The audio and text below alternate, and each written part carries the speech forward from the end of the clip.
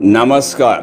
नित्य साधना यूट्यूब चॅनलवर मी नरेश खोचे आपले सर्वांचे हार्दिक स्वागत करतोय. मित्रहो, जरे जिवंतिके देवी बालयुक्ते प्रमोदिनी रक्षाव्रते महाशक्ती पूर्णकामे नमोस्तुते असं म्हणत जरा जिवंतिका पूजन केलं जाते. श्रावण महिन्यातील प्रत्येक शुक्रवारी 4 देवतांची मिळून एक प्रतिमा, विशेषतः बाळांच्या माता पूजेतील आपल्या बाळांना निरोगी सुदृढ आयुष्य लाभो यासाठी हे व्रत केले जाते.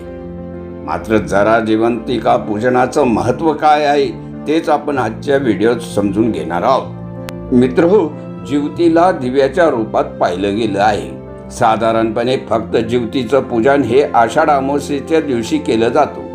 दिवा हा ज्ञानाचा अंधकार मिटून प्रकाश पसरवण्याचा प्रतीक म्हणून पाहिला गेला आहे. यालाच वंशवृद्धीचे प्रतीकही मानलं गेले आहे. त्यामुळे जिवतीचे पूजन केल्याने मुलांना दीर्घायुष्य प्राप्त होते असं म्हटलं गेलं आहे. जरा आणि जिवंतिका याचा एक अर्थ, जरा म्हणजे म्हातारपण आणि जिवंतिका म्हणजे जिवंत ठेवणारी, अर्थात म्हातारपणापर्यंत जिवंत ठेवणाऱ्या देवता म्हणून जरा जिवंतिकाचं पूजन केले जाते. मित्रो, जिवतीची प्रतिमा 4 देव एकत्र असणारी प्रतिमा आहे. यात सर्वात आधी नरसिंह, मग कृष्ण, त्यानंतर मुलांना खेळवणाऱ्या जरा जिवंतिका आणि सर्वात शेवटी बुध आणि गुरु यांचा समावेश आहे. आता या क्रमाचं महत्त्व काय आहे हेही आपण पाहणार आहोत. मित्रो, भगवान विष्णूंचा 4था अवतार असलेले नरसिंह आपल्या बालभक्तासाठी प्रगट झाले. ही कथा आपल्या सर्वांनाच ठाऊक आहे. हिरण्यकश्यपूच्या रूपात असणाऱ्या दैत्यापासून बालकाचं रक्षण करणे हा नरसिंहाचा उद्देश असल्याने प्रथम नरसिंहाची पूजा केली जाते. नरसिंह घरात ओढवणाऱ्या आपत्तीपासून बाळांचा बचाव करतात. उंचावरून पडणे, अन्नातून कधी विषबाधा होणे, आगीतून होणारी हानी इत्यादी प्रकार असतो. मित्रो, त्यानंतर येतात कालियामर्दन करणारा श्री कृष्ण. कृष्ण आणि त्यांचे सवंगडी खेळत असताना त्यांचा चेंडू यमुनेच्या डोहात गेला आणि कृष्णाने तो परत आणला. खेळणाऱ्या बागडणाऱ्या मुलावर आलेला वाईट प्रसंग कृष्णाने दूर केला. तसेच कालियाला न मारता त्यालाही अभय देऊन दूर जाण्याचा आदेश दिला. नाग हा सरपटणाऱ्या प्राण्यामध्ये मुख्य, सरपटणाऱ्या प्राण्यापासून वाचवणारा, खेळत बागडत असताना बालकावर आलेल्या वाईट प्रसंगातून वाचवणारा कृष्ण येथे कालियामर्दन रूपात पूजला जातो. मित्रो, त्यानंतर येतात त्या जरा व जिवंतिका यांची एक कहाणीही प्रसिद्ध आहे. मगध नरेश राजा बृहद्रथ याला 2 राण्या असतात. दोन्ही राण्यावर त्याचे सारखेच प्रेम असते. परंतु राजाला मुलबाळ नसल्यामुळे राजा चिंतित असतो. याच सुमारास नगरजवळील उपवनात ऋषी चंड कौशिक आल्याचे राजाला समजले. राजा त्यांचे दर्शन घेऊन आपली चिंता प्रकट करतो. ऋषी राजाला प्रसादात आंबा देतात व राणीला खायला द्या म्हणून सांगतात. दोन्ही राण्यावर समान प्रेम असल्यामुळे राजा आंब्याचे समान भाग करून राण्यांना देतो. कालांतराने दोन्ही राण्यांना पुत्र होतो, परंतु केवळ अर्धा. अशा विचित्र आणि अर्धवट अभ्रकाला घेऊन राजा जंगलात नेऊन टाकून देतो. त्याच वेळेस तिथून जरा नामक यक्षिणी जात असते.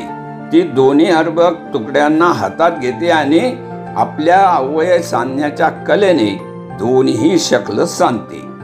जरा ते सांधलेले अर्भक संध्या समयास बृहद्रथ राजाला आणून देते. जरा यक्षिणीने सांधले म्हणून राजा त्याचे नाव जरासंध ठेवतो आणि जरा यक्षिणीच्या उपकाराप्रित्यर्थ नगरात देऊळ बांधून तिला मगधाच्या इष्टदेवतेचे मान देतो. त्याचप्रमाणे जरा देवतेचा वार्षिक महोत्सवही सुरू करतो. अशी ही जरा देवी. जराची सखी जिवंतिका. जिवंतिका या शब्दाचा अपभ्रंश जिवती असा होतो. जिवंतिकेचा अर्थ होतो दीर्घायू प्रदान करणारी. बालकाच्या दीर्घायुष्यासाठी कामना करून या देवीची पूजा करतात. ही देवी पाळण्यात व आजूबाजूंनी बालकांना खेळवते अशा रूपात दाखवतात. मित्रो, प्रतिमेत सगळ्यात शेवटी येतात बुध व बृहस्पती.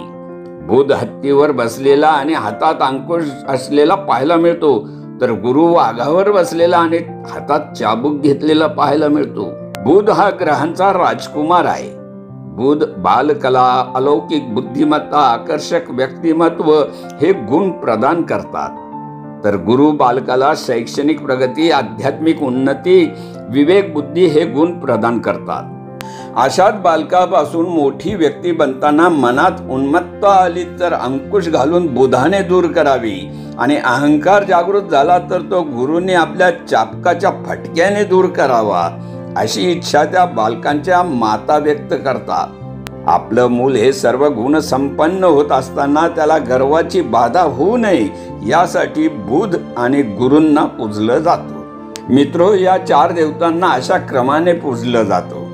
म्हणजे प्रथम बालकाचं रक्षण करणारी देवता, दुसरी जन्मलेल्या बालकाचं रक्षण आणि त्यांना दीर्घायुष्य देणारी देवता, बालकांच्या रूपात भर घालणाऱ्या जराजीवंतिका आणि त्यानंतर बालकांना प्रौढावस्थेत जाताना अहंकार किंवा उन्मत्ता येऊ नये म्हणून पूजले जाणारे बुध आणि गुरु.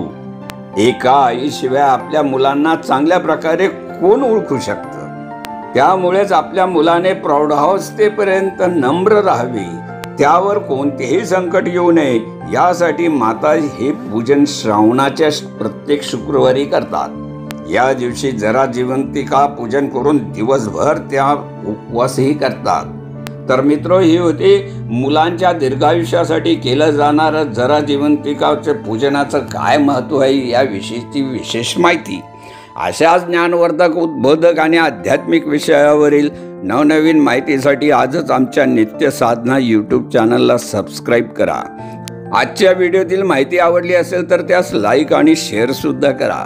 या व्हिडिओत इतकेच. लवकरच पुन्हा भेटूया नवीन विषयावरील नवीन व्हिडिओत. तोपर्यंत जय श्री कृष्ण.